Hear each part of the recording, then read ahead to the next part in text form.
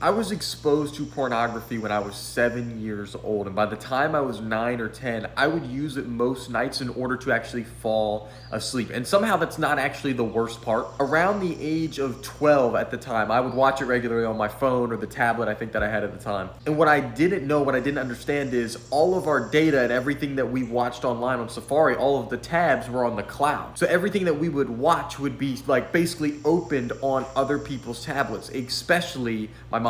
And so obviously you can see where this is going. You can see how awkward that conversation was. Luckily I blamed it on my brother though, and she believed me. So my brother's a real one for that. But really though, when I talk about the idea of desexualizing your mind, or I'm saying that I understand what it's like to go through that, believe me, I understand it on a level I think most don't, because it affected me even all the way through high school. Because there were, even when I got to high school, right, I've always been a pretty social guy, I'm not gonna lie, but even when I would get around women, right, and I would talk with a girl, we're really hitting it off, and she was pretty and kind and funny, and she would have been great for me, even before I got saved. Like the type of women that really are just high quality, great to be around. My mind was so over sexualized, I wouldn't do committed relationships because I knew within a few weeks I would be uninterested in this one and I would need a new one. And that's exactly like pornography. Pornography trained me into that mindset, because when you don't like the video, what do? You click off, you go watch another video, you go look up this person, you go look up this person. Oh, we watch 20 seconds of this video, then we go somewhere else. Like, not only did it mess me up chemically and like brain chemistry wise, it messed up my relationships, it messed up my ability to date, it messed up my ability to commit. And it's part of the reason the red pill content, ironically, because the red pill content is like so against OnlyFans models and all that type of stuff. Ironically, me being addicted to porn and having an incredibly over sexualized mind and a lustful mind actually made me more attracted to the red pill type of advice.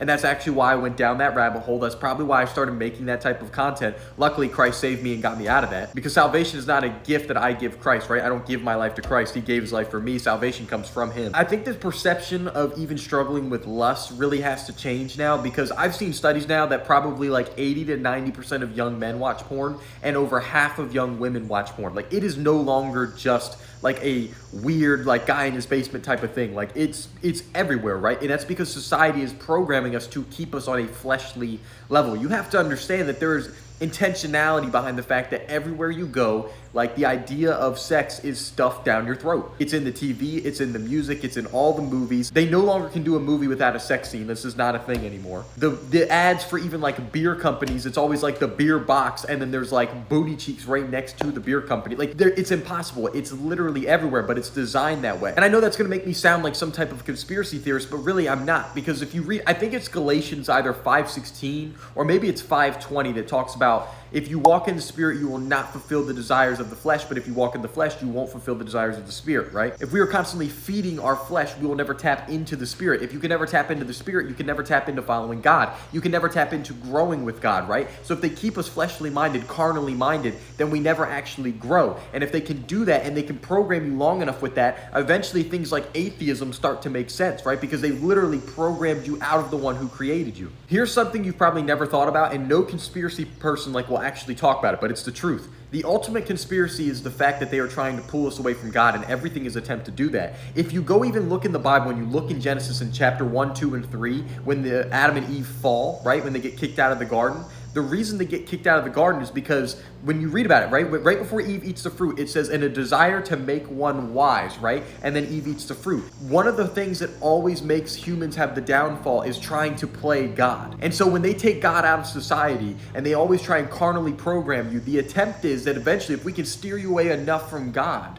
then you won't believe in God, then you'll have to worship the government. You'll have to worship us. You'll have to follow us. Humans have instinctively have always wanted to play God. It's why people deny Christ in the first place, right? Because they want to be the God of their own lives. And real talk, if you want to desexualize your mind, the first thing you have to do is you have to understand that everything that you watch, everything that you hear, everything that you listen to, everybody that you speak to is programming you. You don't have an original thought. That's the crazy thing. I know you think you have beliefs that you've formed, but in reality, none of us really do. We just have beliefs that other people have put onto us, whether it was by family members or the TV that we watch or the movie that we watch, whatever it was, political opinions, whatever. All of it was given to us. We never formed our own opinions. When we were a baby, we were a blank slate. And so the first thing we have to do is actually change our programming, which, by the way, it reminds me, down below in the description, I have a free community for young Christians Meditations. And inside there, I put a full guide into actually conquering lust and quitting pornography. It's 100% free. You can go get it right now. All you have to do is just join the free community. It's 100% free, but I figured I'd mention that. We have to intentionally change the programming, the things that are programming us. Well, how do we actually do that? We need to control the stimulus that we're actually seeing. And the best way I can,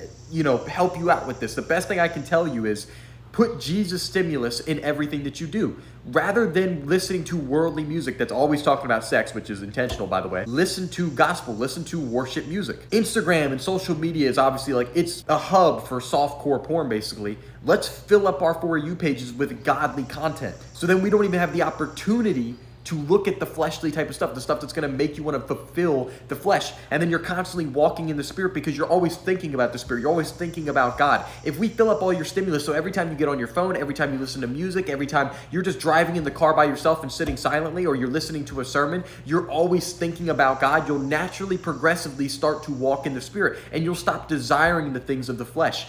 Here's another thing too. I was just thinking about this the other day. When I first started trying to follow God, the whole idea in my mind was, really, I do want to fall into lust. I do want to have sex. I do want to watch pornography and stuff because this stuff is fun and it's kind of good for me, low key. That's the idea that you have early on. And, God is restricting me. That's how most people view Christianity. It's restricting. It's the complete opposite in actuality. The whole idea of Christianity, the whole idea of what Christ is doing is he's freeing us from the bondage of sin.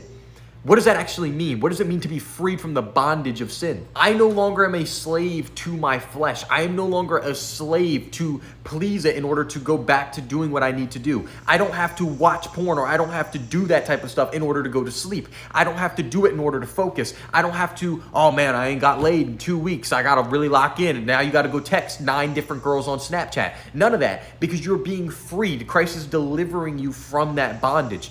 It's a completely different lens once you look at it like that. It's like you have to realize that the sin is never actually good for you. It never actually was. And once you realize that Christ is trying to free you so that you can be you can step in and chase and go after whatever you want to, and you won't have to fulfill the flesh. It's a completely life-changing way to look at it. It's Christ trying to free you. It's giving you ultimate freedom. And I have a lot of videos on conquering lust. You can go check those out too. So I won't spend too much time on that. And like I said, we also have the free course inside the free community. So go join that. But if you change the stimulus, if you stop scrolling on social media so much, you get away from the IG hose and you stop listening to the worldly music, what you'll start to notice is your desires will drop by 80 to 90%, and you'll have more free, just cognitive space.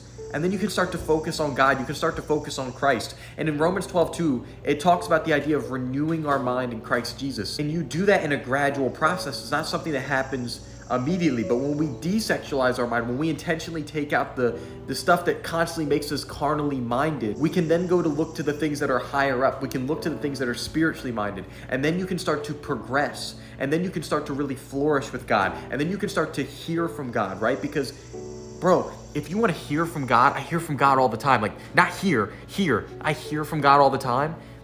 That comes from slowing down. That comes from not being overstimulated. And that's possible for you too. But it starts with desexualizing your mind. So I hope you enjoyed this video. Like this video, subscribe if you didn't already. I'm trying to post every single day on YouTube. I'm new to YouTube, but I'll see you tomorrow. Stay blessed. Peace.